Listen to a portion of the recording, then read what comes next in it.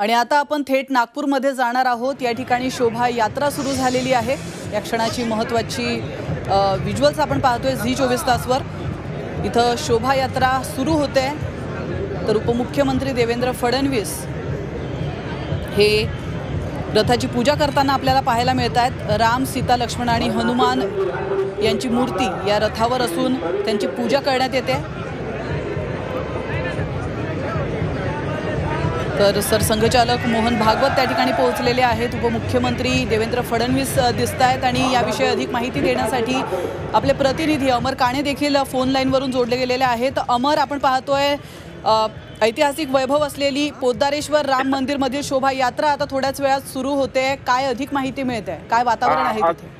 अगदी राममय संपूर्ण वातावरण झालंय। खरं तर 5 ते 6 लाख लोक या संपूर्ण शोभायात्रेमध्ये सहभागी होत असतात। नागपूर शहरातील विविध भागातून जात असतात। आता शोभायात्रेत रामलल्लाची जी मूर्ती स्थापित असते, रामलल्ला, लक्ष्मण, सीता माता आणि हनुमानाची मूर्ती, त्यांची पूजा करण्यात येते। विधिवत ही संपूर्ण पूजा करण्यात येईल। त्यानंतर हे सर्व जे नेते आहे, सर्व पक्षीय नेते, एकीकडे भाजपाचे उमेदवार नितीन गडकरी सुद्धा आहेत, काँग्रेसचे उमेदवार विकास ठाकरे सुद्धा या पूजा स्थानावर उपस्थित आहे। हे सगळेजण एकत्रित रथ सुद्धा थोड्या वेळाने पूजा झाल्यानंतर ओढतील आणि त्यानंतर शोभायात्रा साधारणतः शहराच्या 15 ते 20 किलोमीटर परिसरामध्ये फिरून जाईल। अगदी दाटीवाटीचा परिसर असतो। सगळ्यात महत्त्वाचं म्हणजे मध्य भारतातील सगळ्यात मोठी शोभायात्रा। सर्व धर्मीय लोक या शोभायात्रेत सहभागी होत असतात। अगदी मुस्लिम बांधव सुद्धा शोभायात्रा जाते तेव्हा पुष्पवृष्टी करत असतात। अतिशय मोठं ऐतिहासिक वैभव आहे। नागपुरातली एक वेगळी ओळख आहे आणि आता पुढील 8 ते 10 तास ही शोभायात्रा शहरातील विविध भागातून जाईल। तब्बल 85 पेक्षा जास्त चित्ररथ, आध्यात्मिक असो किंवा पौराणिक असो, विविध देखावे शहराच्या विविध भागात साकारण्यात आलेले आहे आणि संपूर्ण शोभायात्रेमुळे संपूर्ण शहराचं वातावरण राममय होणार। ही मध्य नागपूर, पूर्व नागपूर अशी ही संपूर्ण शोभायात्रा जात असते।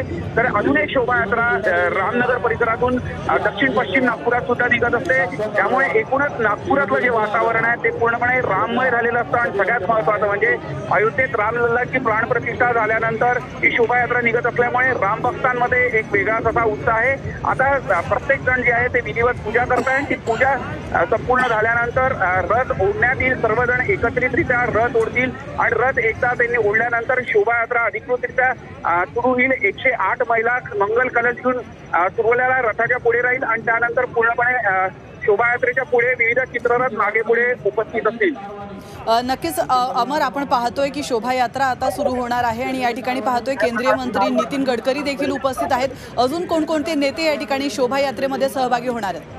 अगदी सर्वपक्षीय नेते सांगितलं जसं सरसंघचालक मोहन भागवत, संघाचे प्रमुख जे आहे ते सुद्धा देवेंद्र फडणवीस आहे, इथे आमदार प्रवीण टक्के आहेत। काँग्रेसचे नेते बघायला गेला तर विकास ठाकरे जे काँग्रेसचे उमेदवार सुद्धा आमदार सुद्धा पश्चिम नागपूरचे, काँग्रेसचे प्रवक्ते जे आहे अतुल लोंढे ते आहे, विशाल मुक्तेमवार सुद्धा इथे उपस्थित आहे। तर त्यामुळे एकूणच पूर्ण भक्तिमय वातावरण आहे। याच्यात पक्षीय भेदाभेद नसतो। सर्वपक्षीय नेते मोठ्या उत्साहात या रामनवमी शोभायात्रेत सहभागी होत असतात।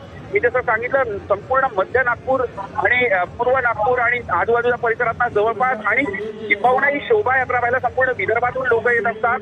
85 चित्ररथ आहे। पूर्ण वातावरण जे आहे ते राममय झालेलं आहे आणि आता ते दृश्य आपण जे पाहतोय सर्व नेते जे आहे ते रथाच्या शेजारी विधिवत पूजा करत आहेत। अगदी आपण बघू शकता थोड्याच वेळात ही पूजा संपली की सर्व नेते रथ ओढताना सुद्धा दिसतील। सुरुवातीच्या 10 ते 15 मीटर रथ ओढल्यानंतर रथ पूर्णपणे शहरात बाकीचे रामभक्त जे आहेत ते एकत्रितरित्या, जे स्वयंसेवक आहेत ते एकत्रितरित्या ओढत घेऊन जातील। आता जी आहे ती पूजेचा प्रक्रिया पूर्ण सुरू आहे। ती विधिवत पूजा झाल्यानंतर पुढील प्रक्रियेस सुरुवात होईल। नक्कीच अमर, आपण पाहतोय की या शोभायात्रेमध्ये मोठ्या संख्येने भाविक जमा झालेले आहेत, नेते मंडळी आहेत। मात्र कुठलीही अघटित घटना घडू नये म्हणून प्रशासनाकडून काय काळजी घेतली गेली आहे? मोठा पोलीस बंदोबस्त संपूर्ण शोभायात्रेत ठेवलेला असतो आणि सगळ्यात महत्त्वाचं म्हणजे रामभक्त जे असतात ते संपूर्ण शोभायात्रेदरम्यान एक त्यांचे बॅरिकेटिंग असते आणि ते संपूर्ण शोभायात्रेत अतिशय शिस्तबद्ध ही शोभायात्रा निघत असते आणि शहरात संपूर्णपणे एकत्रित असती। मुस्लिम बांधव सुद्धा सांगितलं की या शोभायात्रेत पुष्पवृष्टी करत असतात कारण की मोमीनपुरासारख्या भागातून शोभायात्रा लागून जात असते तेव्हा स्वतः मुस्लिम बांधव सुद्धा जातात। त्यामुळे सुरक्षेच्या दृष्टीने अतिशय चोख बंदोबस्त ठेवण्यात आले आहे आणि सर्व नेते मंडळी, सर्व पक्षीय नेते मंडळी सहभागी झाल्यामुळे एक वेगळं असं वातावरण नागपूर शहरात सुद्धा असतं। मध्य भारतातली ही सगळ्यात मोठी शोभायात्रा आहे। 18 55वं वर्ष आहे की जेव्हा ही शोभायात्रा निघते आहे आणि 85 चित्ररथ जसं सांगितलं रामायणामधले विविध जे कथानक आहेत ते या शोभायात्रेतल्या विविध देखाव्यांच्या मार्फत सादर करण्यात येतात आणि ते पाहण्याकरता संपूर्ण शहरात मोठी गर्दी झालेली असते।